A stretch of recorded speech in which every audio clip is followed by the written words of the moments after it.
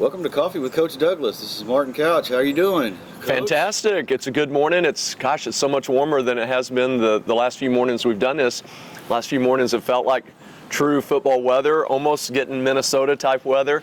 The leaves changing and everything, and now today we've got kind of a subtropical feel and kind of a little bit humid, a little warmer. So I guess we're getting ready for Louisiana trip. Yes, this is typical November weather for Arkansas. It's kind of unusual sometimes, but they're calling for storms later on, so we'll see what happens here.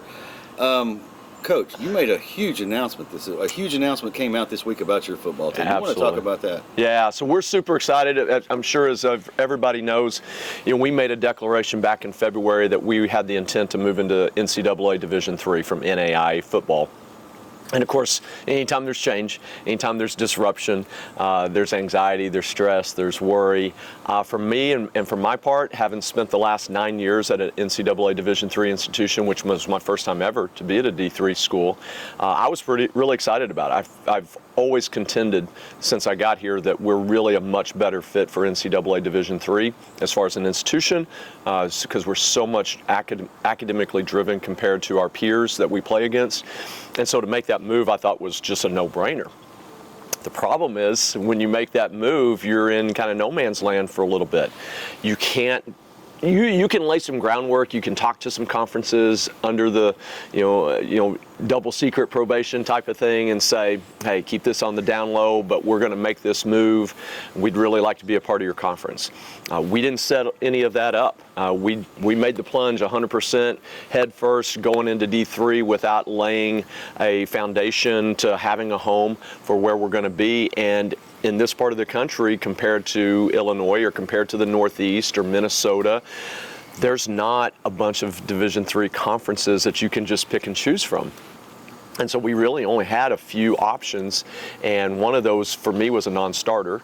The other one I thought was a slam dunk, but they didn't want us, and having a relationship's got to be mutual. And so we were really gratified to find out that the Southern Collegiate Athletic Conference, we call the SCAC, is going to re-sponsor football after having dropped it after several years, many years, of institutions that were in their conference that were playing football deciding to go to other conferences over a span of time. They just didn't have enough schools to continue to sponsor it.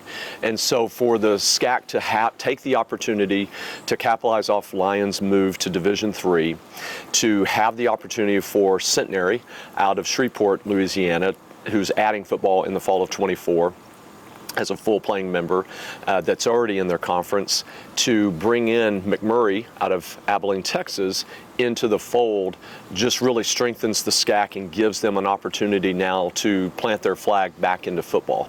And a lot of it has to do with legislation that came down in January at the NCAA convention, where the number of automatic qualifying schools needed to get an automatic qualifying bid for entrance into the playoffs reduced from 7 to 6. And so that just gave another window of opportunity for the SCAC to say, hey, now we can justify bringing back football. They have 3 institutions in their conference currently that are full members, but they're affiliate members of other conferences for football only. And so I feel like, even though it hasn't been announced yet, I feel like some of those conference schools are going to come back. And by the fall of 24 to 25, we will have at least 6, if not 7, maybe even 8 conference, by fall of 25, 8 conference members. And now will be a really strong, and numerically a really strong program.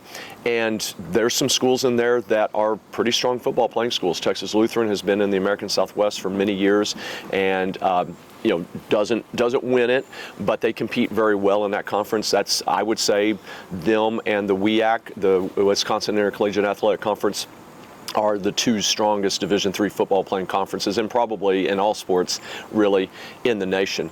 And so to have some schools like that, like an Austin College, who's a great fit for us, I mean, I almost feel like we're sister schools academically. I'm super excited about it. I mean, it's just such an opportunity for us, where I really was concerned that we may go 3 or 4 years out in the wilderness, kind of like the children of Egypt, the Israelites, in the desert, wandering around for 40 years. I was afraid we might be like that for a few years, and now we've got a home. And so I'm just super excited about it. It gives us now something we can point to directly for the future, and we can prepare for, and really sink our teeth into who we are going to be identity-wise as a football program in Division III.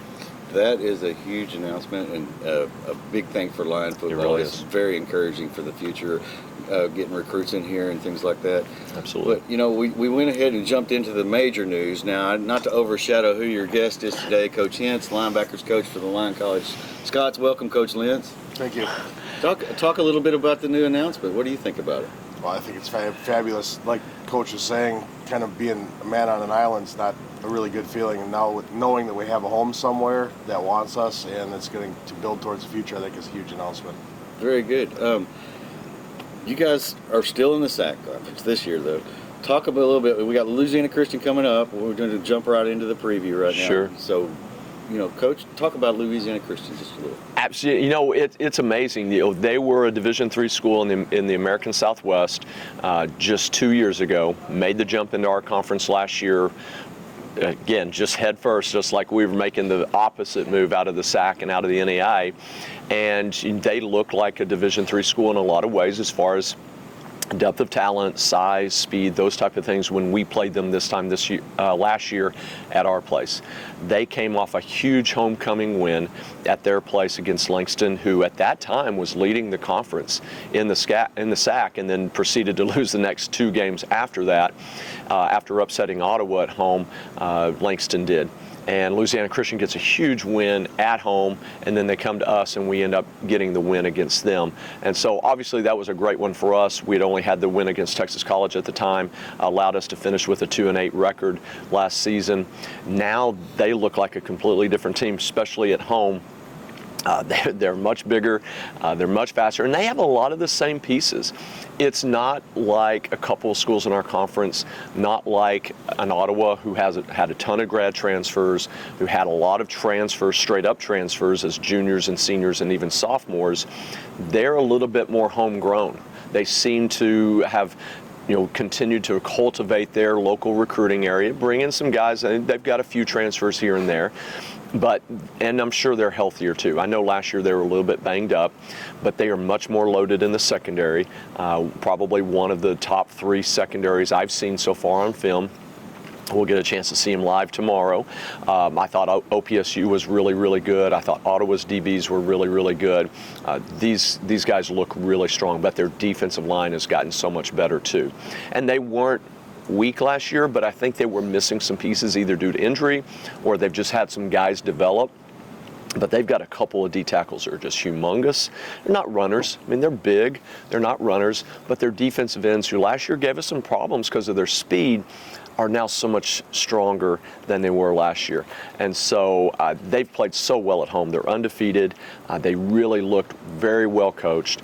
They're very solid in all 3 phases. They've looked very strong offense, defense, and special teams. Coach Maddox does an awesome job with those guys. He and I have developed a little bit of a relationship over the last couple of years. We're going to continue to play them at least into 2023 and probably 2024 as a non-conference opponent in Week 10. So we'll look forward to continuing that relationship. But they look very strong, and they've gone and beat the last 2 of the better teams in our conference the last 2 weeks in Texas Wesleyan and in Langston. And so at home, I take that back. At home with Texas Wesleyan, but at Langston, which was a surprise. Langston didn't play very well, but Louisiana Christian put them in some positions to force some errors as well. Gotcha. Coach Hintz, question for you. Talk about your linebacking core that you've got this year. And then the second part of that question is going into the Louisiana Christian game and what you expect out of them. Linebacking core has a real nice mix of new and old. We've got 4 returners. We have 4 incoming guys coming, so they're able to learn from the older guys who know the defense pretty well. So it's been a nice transition, and the young guys have stepped up quite well. So I think it's a really good group of linebackers we have. As far as Louisiana Christian, solid offensive line. They've got some studs on a wide receiver, running back by committee kind of. Their quarterback is solid. If you let him get a seam, he'll get chunk yards, 10, 12 yards on you, so we have to make sure we don't allow that. Offensive line really isn't anything special other than the fact that they really play well together. They play off each other's strengths.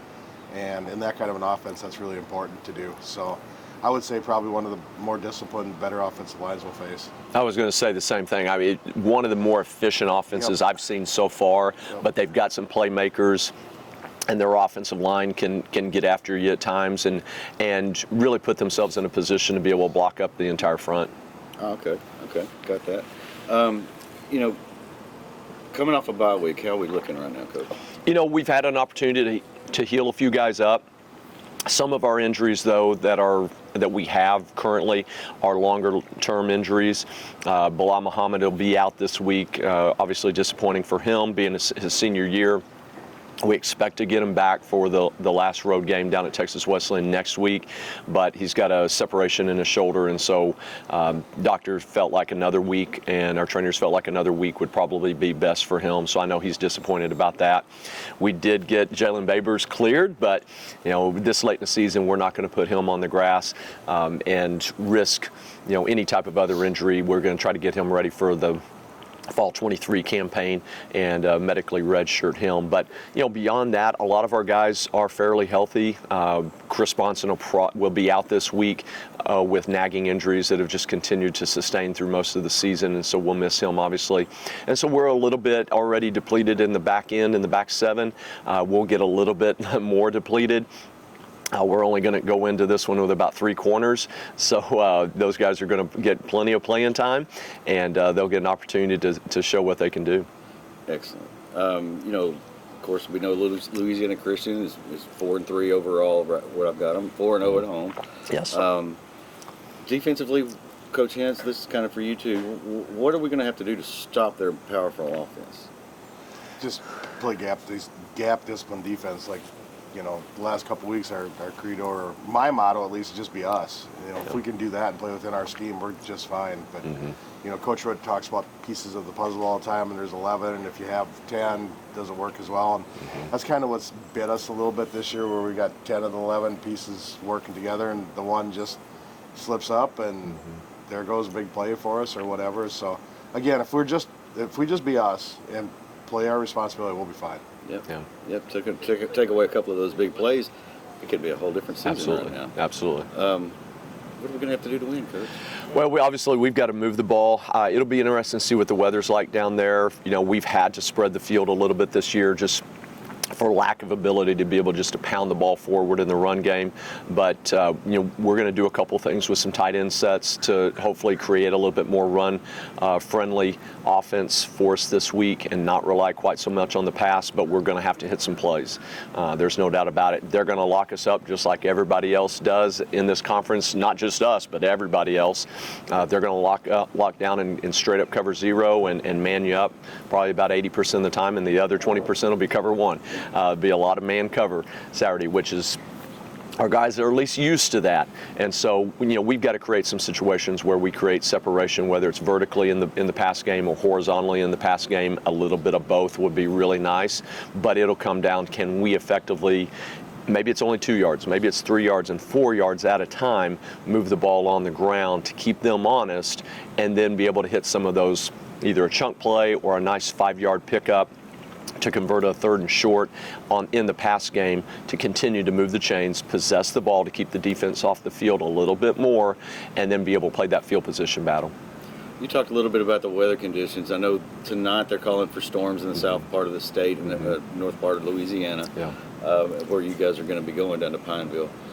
So tomorrow, what do you kind of expect out of that, the weather situation? Right now, Weather Channel, I trust it about as much as I can, as far as I can throw it. But right now they're saying by 10 o'clock the rain should be out, and we're looking at about a 15% chance and really light winds. So it could be a beautiful day. Or I could be using my rain gear. And so if we're using my rain gear, obviously we're going to have to really milk clock. I think both sides will probably do the same and be a little bit more deliberate with the ball and deliberate with their pass game in order to protect themselves. But it'll be important to possess the ball and not turn the ball over in those situations where the ball's going to be a little bit wet. And we haven't had much of that this year. Knock on wood. I hate playing in rain, not because I don't like the rain or anything like that. I just worry about ball possession and making sure that our guys are able to execute as we practice all the time. Awesome, Coach Hens. being from Minnesota and coaching up there a little bit, what's the difference between, coming down here to Arkansas? A little bit of difference there between Minnesota and Arkansas. Well, as anybody on the planet knows, football in the South is pretty much king, and we don't see much of that up in the tundra. But we still have a lot of hungry kids. Both places. Just looking for opportunities to play, which has been a tremendous experience for me for many, many years, being able to help kids, whether it be up in Minnesota or now down here in Arkansas. And at the end of the day, they're out there to have fun, play football, and win some games. It doesn't matter where you're at. So that's what we're all here for, and that's what we're all working for. And at the end of the day, it's fun. It's all fun. It's Absolutely. a game. It's an absolute fun. Absolutely. Talk about the mentality of the team right now and the enthusiasm that is going through them. Yeah, I think this message, this announcement on Tuesday was important. Again, not knowing is disconcerting. It's tough. And then, of course, you add on just lack of success on the field. I continue to remind the guys, though, we're a very young team. We can't beat two teams. If we can eliminate mistakes and play to what our capabilities are right now, we've always got a chance to win. We've always put ourselves in a position to be successful. But more importantly, having that short-term urgency to improvement and get better, but also long-term understanding that we are program building. We are not building for one day or one game or even one season. We're building for the long term. And so some of these young guys, I think they're starting to hear that message, and they're starting to understand that this is a process. Everybody wants to win now. Heck, I want to as much as anybody. I tell the guys, I think this last weekend, I probably want to win more than you do, because I want to win for all 100 of you in here, plus the coaches, 110, as much as I want to win for myself. I've been doing this long enough that I can survive some losses. What eats me at night is the disappointment that I see on the faces of our guys when we don't. But they also need to understand it's like life. Nothing's just handed to us. We got to go out and earn it. And sometimes being in a position to earn a win takes longer than just a week of practice or even a season of practice. We need another great offseason. We need another great recruiting class just like the last two, and continue to build this program and put ourselves in a conference and put ourselves in a schedule that is a fit for us. I've been saying that for since I got here. Being in a conference and being in a playing situation that is a good fit for us in a competitive situation, academically and athletically, is best for us in the long term, and now we're finally getting to that part. I agree with that totally. It's 100% there, because these guys have earned the right to be where they're at right now. Absolutely. It's not given to them. Absolutely. They absolutely had to earn it. Yeah. Coach, anything else we need to talk about Louisiana Christian coming up this weekend? And Texas Wesleyan the next weekend. SAC conference is almost over. Yeah. Talk a little bit about the wrap up of this season. Well, again, I think just dovetail off what we just talked about. We're program building, and so not worried about a win or a loss here. Obviously, we want to win. That's a given. Everybody wants to. Let's make sure we focus on improvement and getting better, and then we take a couple weeks off for Thanksgiving, and then we dive right into the off-season program when they get back, and let's make sure that we're building for the next thing. And the next thing right now is Louisiana Christian, then the next thing will be Texas Wesleyan. And then the next thing will be an awesome offseason, finish strong in the classroom. Everybody's in good standing academically. We have no academic casualties. And now we can go to work in January, February, and March and get ready for spring ball in April. Terrific. Yeah. Coach Ince, thanks for joining us today. Appreciate it. Coach Douglas, as always, Absolutely. It's been a pleasure. You bet. Thank you for joining us, too. Be sure you check out the game. It's in Pineville, Louisiana. It'll be live streamed at 2 p.m. Saturday. Thanks a lot. Thanks, Coach. You bet.